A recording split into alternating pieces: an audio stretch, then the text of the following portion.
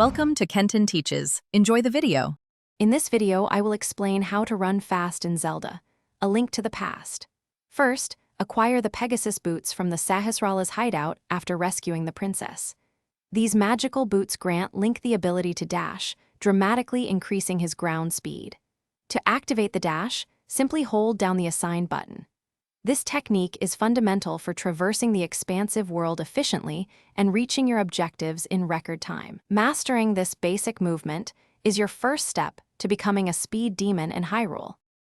The Pegasus boots are your primary tool for speed. Once equipped, hold down the dash button, typically the button on the Super Nintendo controller, to initiate a powerful sprint. This dash allows Link to move at approximately 2 times his normal walking speed. You can even use the dash to destroy some environmental elements, clearing paths and revealing hidden secrets. Remember to release the button to stop dashing, which is essential for precise platforming or engaging enemies. For more advanced speed, try the sword dash. Hold down your sword button, then initiate a dash. This allows Link to maintain his dash speed even when bumping into certain objects or enemies, preventing momentary slowdowns. Also, strategically use screen transitions.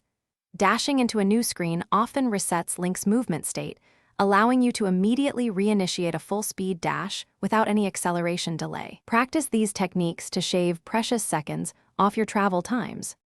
Consistent practice is key to becoming a master of speed in A Link to the Past.